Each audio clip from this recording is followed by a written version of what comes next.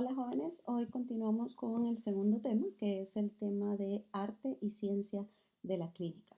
Aquí vamos a hablar un poco sobre lo que debemos de hacer al momento de evaluar un paciente. El objetivo de este tema es que ustedes logren comprender los conceptos generales del tratamiento clínico del paciente. Para comenzar, vamos a hablar de lo que es clínica. El término clínica viene de la medicina. En psicología, la clínica se refiere a las técnicas que utilizamos para describir los trastornos mentales, las enfermedades psicosomáticas, los problemas de ajuste o adaptación, las enfermedades psicosomáticas, entre otros. Entonces, cuando nosotros hablamos de la clínica en psicología, estamos hablando de toda esta área que abarca los trastornos mentales y, ¿verdad?, el distinto tipo de enfermedades que una persona puede presentar.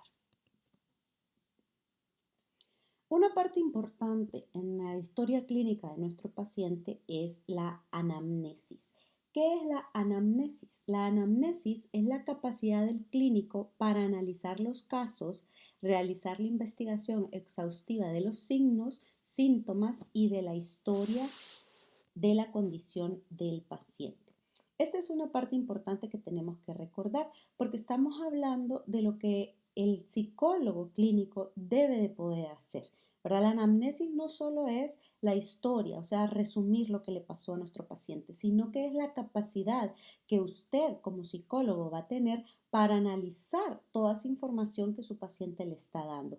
Analizar y hacer una investigación exhaustiva de todo lo que está sucediendo y de todo lo que sucedió en la vida del paciente, para que nosotros podamos realmente dar un diagnóstico adecuado. Y es importante, ¿verdad? Porque a veces la anamnesis se confunde solo con hacer la historia clínica, pero también ahí va el análisis que usted como psicólogo está haciendo para su paciente. Avanzando al siguiente concepto, ¿verdad? Vamos a hablar de que tenemos, como hablábamos en el tema anterior, muchos factores son los que van a intervenir en el origen de la conducta desadaptada, el malestar psicológico y los trastornos mentales. Entonces, para que nosotros realmente podamos hacer una integración de todos estos factores que intervienen en los trastornos mentales, en la conducta desadaptativa o el malestar que una persona puede tener, nosotros necesitamos hacer una evaluación psicológica. Y cuando estamos hablando de evaluación psicológica, no estamos hablando solo de la aplicación de pruebas. Una evaluación psicológica exige que podamos coordinar técnicas. ¿A qué se refiere esto de coordinar técnicas? Se refiere a que nosotros tenemos que saber utilizar las diferentes herramientas psicológicas que tenemos para ayudar a hacer una evaluación completa. Y ahí estamos hablando de la entrevista, de la aplicación de pruebas, del diagnóstico, de la explicación del diagnóstico y del tratamiento que le vamos a dar. Entonces, para que nosotros realmente podamos hacer una evaluación clínica completa, tenemos que utilizar todas las herramientas con las que contamos para realmente poder ayudar a nuestro paciente. Ahora, ¿cuáles son los aspectos más importantes o los aspectos esenciales en el trato con el paciente que nosotros tenemos? Hay tres aspectos esenciales. El primero es la aproximación al paciente. El segundo es el examen físico y el tercero el examen mental. Vamos a ir viendo cada uno de estos aspectos y vamos a ir viendo cómo estos influyen en el proceso de evaluación psicológica que nosotros debemos de realizar. Cuando hablamos de aproximación al paciente, estamos hablando de ese momento en el que nosotros necesitamos, ¿verdad?, que nuestro proceso junto al paciente sea fructífero, que sea exitoso. Entonces, para que exista una exitosa práctica clínica, tenemos que tener en cuenta dos situaciones. En primera instancia, la primera impresión y también el pronto establecimiento del rapport. Cuando estamos hablando de primera impresión es del paciente a nosotros, no de nosotros al paciente, sino ese momento en el que el paciente llega a nuestra clínica o llega al hospital para ser evaluado. Esos primeros 3 segundos en los cuales el paciente lo vea a usted, él o ella se está forjando una impresión sobre la persona que usted es, ¿verdad? Y eso es una práctica social común. Las personas lo hacen cuando conocen a una persona por primera vez. Esos primeros 3 segundos son críticos para la impresión que nosotros nos hacemos con esa persona. Y el segundo factor es el pronto establecimiento del rapport, o sea que nosotros logremos tener una buena relación con nuestro paciente. Si nosotros le damos una buena impresión al paciente y logramos establecer un pronto rapport, eso nos lleva a que el paciente tenga confianza en el psicólogo, que logre confiar en el trabajo que nosotros vamos a hacer con él. ¿Y esto en qué ayuda al paciente? Primero, el pronóstico de la condición. Si la práctica clínica es exitosa, va a haber un pronóstico favorable en la condición del paciente, porque el paciente se siente cómodo con su psicólogo tratante. También vamos a lograr adherencia al tratamiento. Esto quiere decir que la persona, al sentirse cómoda con su terapeuta, va a lograr seguir el tratamiento indicado. Si la persona no se siente cómoda o no tiene confianza en su terapeuta, no se va a adherir al tratamiento indicado. Y el último factor importante en el que el paciente tenga confianza en nosotros es la constancia y el empeño en sí mismo. Esto quiere decir que al momento en que nosotros establecemos la confianza con nuestro paciente, este se va a esforzar y va a tener confianza y constancia en él mismo para lograr hacer las metas que se proponen en terapia. Por eso es muy importante ese primer momento que tenemos con el paciente. Por eso es muy importante que el paciente realmente logre sentirse cómodo con nosotros.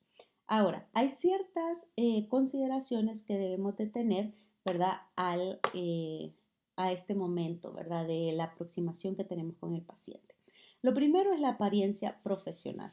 Nosotros tenemos que estar seguros que nos vemos de manera profesional y eso incluye la vestimenta y cómo nosotros estamos en nuestro aseo personal, ¿verdad?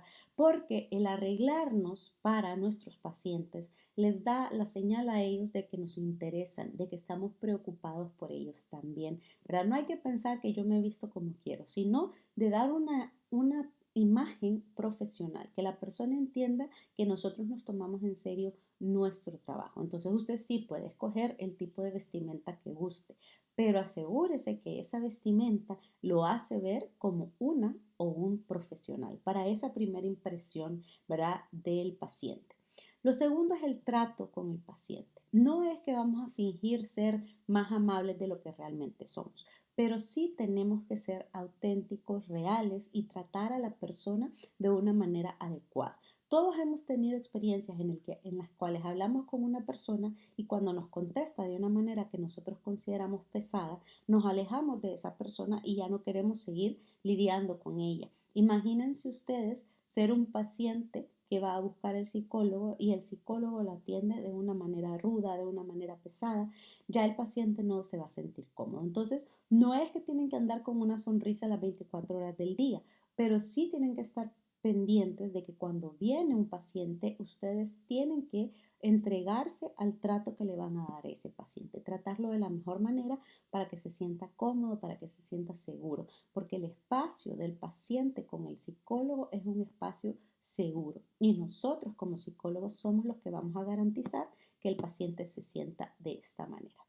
Y el otro aspecto importante que tenemos que tener en consideración es la presentación que nosotros hacemos, ¿verdad? El paciente ingresa al lugar donde va a hacer la consulta y nos tenemos que presentar. No debemos asumir que el paciente ya sabe mi nombre y ya sabe quién soy. Recuerde que puede venir remitido, especialmente si es de un hospital público, va remitido, pero no necesariamente sabe cómo se llama usted, ¿verdad? Entonces, cuando usted le da la bienvenida al paciente, tome asiento donde usted gusta, pase adelante, ¿cómo ha estado? Mi nombre es Paola Hernández y soy la psicóloga que va a estar trabajando con usted. Esa es una presentación corta y concisa, nombre y, ¿verdad?, su ocupación. No es necesario que le empecemos a dar todos los títulos que tenemos, ¿verdad?, sino básico, su nombre y su ocupación. De nuevo, ¿verdad?, mi nombre es Paola Hernández y soy la psicóloga que va a estar trabajando con usted.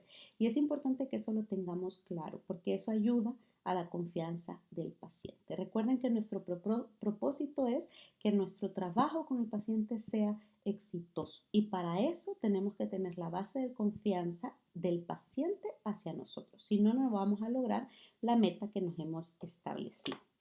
Continuando con el tema, vamos a ver la parte del examen físico. Esta parte nosotros sabemos que no nos corresponde a nosotros. Es responsabilidad básica del médico. El médico es el encargado de hacer este examen físico. Muy bien, entonces sabemos, ¿verdad?, que esta parte le corresponde al médico. Sin embargo, nosotros como psicólogos debemos estar capacitados en observar ciertos signos físicos que den información de la condición general del paciente. Entonces, no somos nosotros los encargados de hacer la evaluación física, pero sí tenemos que estar atentos a qué cosas. Tenemos que ver si es un menor de edad, tenemos que ver si está nutrido, ¿verdad? Si vemos que está bien alimentado, que es algo que físicamente lo podemos ver por el pelo, ¿verdad? Si es un pelo que no tiene brillo, que tiene poco pelo, sabemos que hay un problema de alimentación. La piel también, ¿verdad? Cómo se le mira al niño, el peso, si tiene sobrepeso o si tiene un bajo peso, que son cosas que podemos notar, ¿verdad? No estoy diciendo que lo van a pesar y que lo van a medir, pero algo que sea, ¿verdad?, claro a la vista del psicólogo. También el aseo personal, si, ¿verdad?, se nota que tienen un cuidado con el niño, ¿verdad? Estamos hablando de un niño y con el adulto lo mismo, ¿verdad? Si se arregla un poco, si tiene un buen aseo personal, todo eso nos permite a nosotros evaluar cómo es el estado anímico del paciente.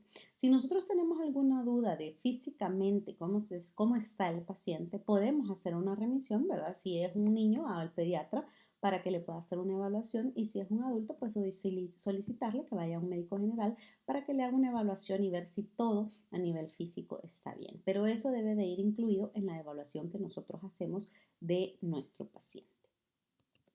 Y luego vamos al siguiente aspecto. ¿Qué es lo que vamos a observar? ¿Verdad? Que les hablaba del examen físico. Vamos a observar, ¿verdad?, el porte en general de la persona, cómo habla, cómo se sienta, cómo se mueve, el estado general de salud, que era lo que hablábamos, ¿verdad?, el peso, si se nota que está en un peso saludable, si creemos que hay algún problema ahí. Y también vamos a ver si la persona está alerta y consciente, ¿verdad? Está orientado en cuanto a dónde está y qué es lo que estamos haciendo. Y esto nos permite avanzar al siguiente tema, que es el examen mental, ¿verdad? El otro aspecto de la evaluación que tenemos que considerar, que es el examen mental. El examen mental es una parte de la historia clínica que consiste en un registro descriptivo de las funciones mentales y psicológicas del paciente, derivado de la observación y exploración ordenada y sistemática de los signos y síntomas presentes en un paciente determinado, en un momento determinado. Ahora, esta parte, el examen mental, es sumamente importante para la historia clínica, porque en este momento nosotros estamos evaluando la capacidad del paciente para saber si está atento, consciente y orientado en lo que está haciendo, ¿verdad? O sea, si tiene uso de sus funciones mentales. Y este examen mental lo tenemos que hacer nosotros, no un médico. Entonces, ¿cuál es la información que nosotros vamos a obtener del estado mental? Vamos a ver el grado de alerta del individuo, el juicio, o sea, su forma de pensar. Vamos a evaluar la inteligencia, la memoria y el estado de ánimo del paciente. Todos estos son factores que nos sirven a nosotros para avanzar con la evaluación y ver qué tipo de evaluación podemos hacerle a nuestro paciente. Entonces, ¿qué evaluamos en el estado mental? Evaluamos el nivel de conciencia, el lenguaje, la memoria, las funciones cognitivas superiores, el contenido del pensamiento, el estado anímico y personalidad. Vamos a hablar de cada uno de ellos. Cuando estamos hablando del nivel de conciencia, nos estamos refiriendo al grado de alerta y orientación respecto al medio que tiene la persona, al medio que le rodea, y vamos a evaluarlo en tres áreas. Primero, persona, espacio y tiempo. Cuando hablamos de persona es una pregunta sencilla. Le vamos a preguntar a nuestro paciente cómo se llama para que nos dé su nombre completo. Si solo nos dice María, entonces nosotros profundizamos. ¿María qué? ¿Verdad? Pidiéndole que nos dé todo su nombre. Luego el espacio. ¿Dónde está? de dónde viene, dónde estaba antes de venir, ¿verdad? Para que nosotros podamos saber si la persona está consciente de lo que le rodea. Y luego tiempo, ¿qué fecha es hoy? Hay personas que nos dicen, ay no, yo nunca sé qué fecha es, entonces le podemos preguntar qué día de la semana es hoy, ¿verdad? O qué mes hoy, para que la persona para que la persona nos pueda decir, ¿verdad? Si está orientado y nosotros tener una conciencia de que realmente sabe en esas respuestas. Luego del nivel de conciencia, avanzamos al lenguaje. El lenguaje lo que vamos a evaluar es si la persona es capaz de comprender preguntas u órdenes simples y responder. ¿Verdad? ¿Qué cosas le vamos a decir a la persona? Le vamos a decir cosas como saque la lengua, levante las manos. Ahora le podemos decir toma este lápiz y de esa manera nosotros podemos ver que la persona realmente entiende lo que se le está diciendo. Luego, otro factor que vamos a evaluar es la memoria, ¿verdad? En la memoria nosotros evaluamos la capacidad para recordar hechos pasados y retener nueva información. ¿Cuándo es su cumpleaños? ¿Cuándo es el día de la independencia?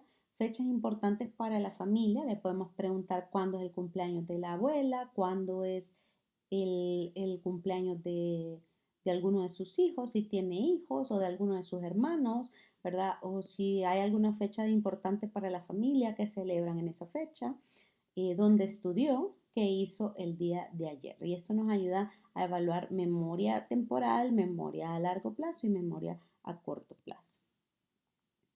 Luego vamos a evaluar también las funciones cognitivas superiores. Las funciones cognitivas superiores son todos los procesos mentales que permiten llevar a cabo tareas, procesos de recepción, selección, transformación, almacenamiento, elaboración y recuperación de la información. Todos los procesos mentales que nos permiten a nosotros ejecutar algo, ¿verdad? Entender lo que estamos haciendo, saber cómo lo vamos a hacer y hacerlo. Entonces, en las funciones cognitivas superiores, ¿cómo lo vamos a evaluar? Lo podemos evaluar con una adivinanza simple. Por ejemplo, blanca soy, del mar nací, ricos y pobres viven de mí. También lo podemos evaluar con semejanzas. Le preguntamos a la persona en qué se parece un banano y una uva. Y también evaluamos con las diferencias. ¿Cuál es la diferencia entre un niño y un enano? Eso nos permite ver cómo la persona está analizando y cómo responde a lo que nosotros le estamos preguntando. También vamos a evaluar como quinto aspecto el contenido del pensamiento.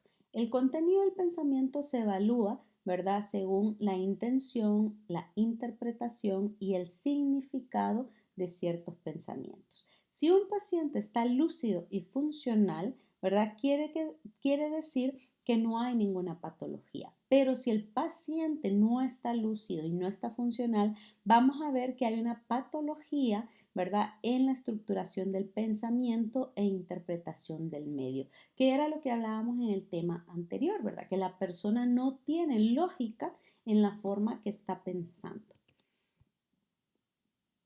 Y el siguiente aspecto es el estado anímico y personalidad. Cómo vamos a evaluar cómo la persona se siente y sus características de personalidad. Esto lo hacemos con la entrevista, ¿verdad? Una entrevista estructurada o una entrevista no estructurada, dependiendo de sus habilidades, ¿verdad? Al inicio todos empezamos con una entrevista estructurada y luego vamos trabajando en una combinación de semiestructurada.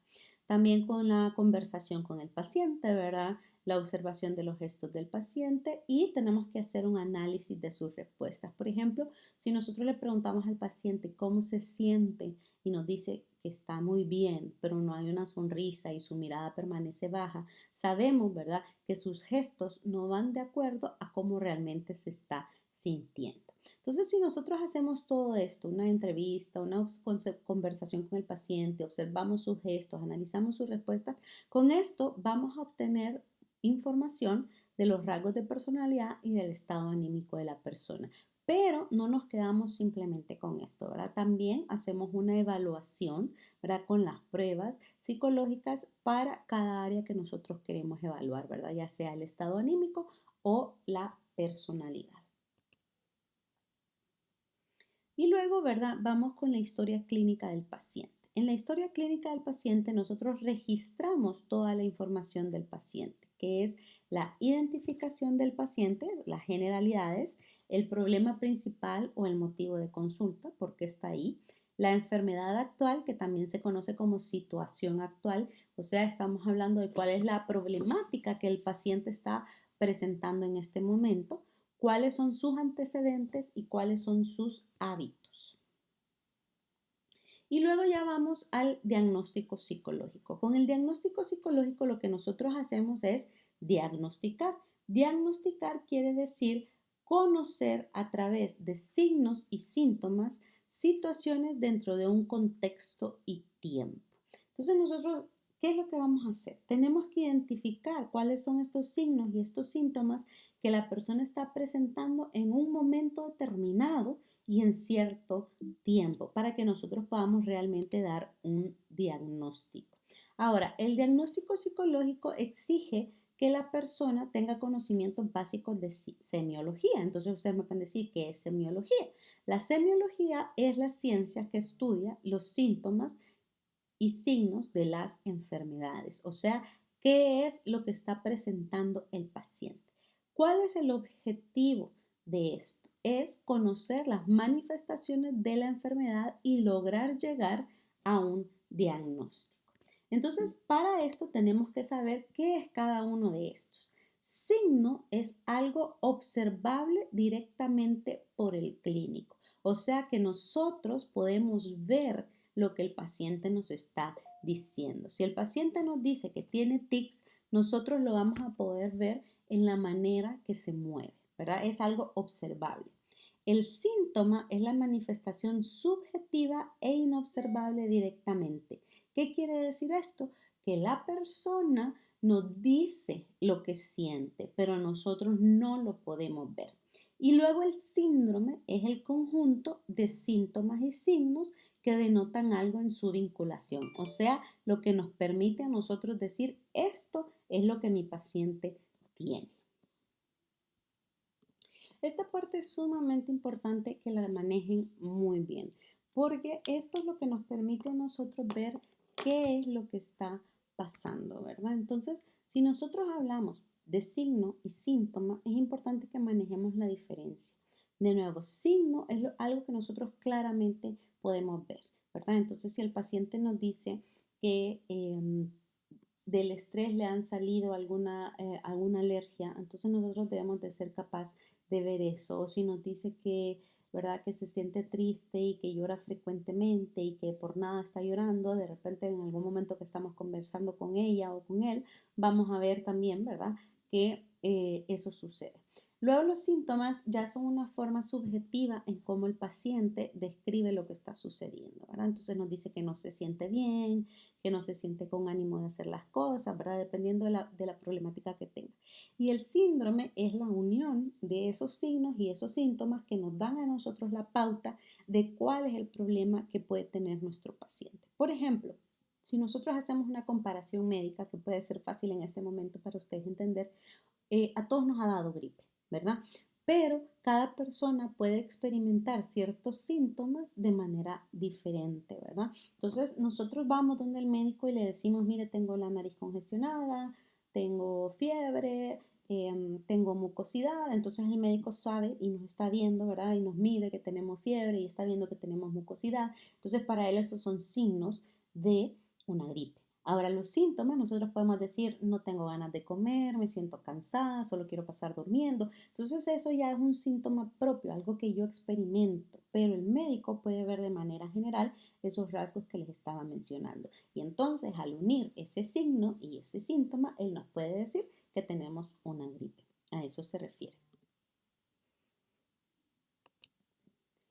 Ahora, avanzamos con el diagnóstico psicológico. El diagnóstico psicológico describe, ¿verdad?, un contexto, las circunstancias y el significado. O sea que nos dice dónde, ¿verdad? Nos dice qué es lo que está pasando. Nos da el contexto de la situación. ¿Cuál es la circunstancia? ¿Verdad? O sea, ¿qué rodea esta problemática y cuál es el significado de lo que sucede? ¿verdad? Entonces, el diagnóstico psicológico es darle una respuesta al paciente o a los padres del paciente sobre lo que está pasando. Tenemos que darles una explicación. Hay una razón lógica por la cual, ¿verdad? La persona se siente como se siente, ¿verdad? Entonces hay que hablar de las etapas, los procesos. No necesariamente, ¿verdad? Va a ser patologías. Aquí también podemos incluir los procesos de pérdidas, los ajustes a los cambios, las adaptaciones, ¿verdad? O un proceso de rehabilitación. Recuerden ayer, ¿verdad? Que mencionábamos sobre los factores que nos pueden hacer más propensos a tener algún problema de adaptación y no todo, ¿verdad? Era una patología, ¿verdad? Sino que esa falta de preparación ante ciertos cambios que presentamos en la vida. Avanzando con el tema, vemos que para que nosotros podamos dar un diagnóstico psicológico, tenemos que cubrir distintos grados de precisión. Primero tenemos que ver que el diagnóstico debe de tener la precisión de una categoría específica. ¿Qué quiere decir eso?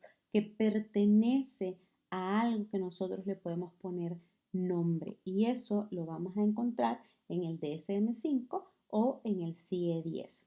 Hay un síndrome. ¿Qué quiere decir eso de que hay un síndrome? Quiere decir que hay signos y síntomas claros que nos indican, ¿verdad?, la problemática. Hay una reacción específica ante un evento de vida, ¿verdad? Nosotros podemos marcar la diferencia de cuándo, ¿verdad?, empezó este cambio, ¿verdad? Entonces podemos ver cuándo fue que la persona se empezó a sentir de esta manera. Y luego un proceso normal con malestar y sufrimiento. ¿Qué quiere decir esto? Que la persona, recuerden que lo vimos en el tema anterior, la persona se siente mal, no tiene lógica en su pensamiento y los familiares que le rodean también tienen problemas con lo que está sucediendo. Y luego tenemos que tener en cuenta que para que nosotros podamos hacer un buen diagnóstico, primero tenemos que hacer la anamnesis, que recuerden que no solo es la historia, sino que es el análisis que nosotros hacemos de esa historia. Debe de haber un examen físico y un examen mental. Debemos aplicar pruebas psicológicas, debemos interpretar qué es lo que está pasando y tenemos que hacer una apreciación etiológica, o sea, la raíz del problema y el pronóstico del caso, hacia dónde vamos con la situación de nuestro paciente y cómo va a estar nuestro paciente una vez que reciba tratamiento. Recuerden que esto es una introducción a lo que nosotros vamos a empezar a ver dentro de cada uno de estos aspectos, pero esto les abre a ustedes la perspectiva de qué es lo que vamos a hacer. Vamos a aprender a ver esos signos y esos síntomas que nos permitan a nosotros dar un mejor diagnóstico. En otras asignaturas, ustedes aprenden a hacer el anamnesis, aquí vamos a ver lo del examen mental, vamos a profundizar un poco en eso.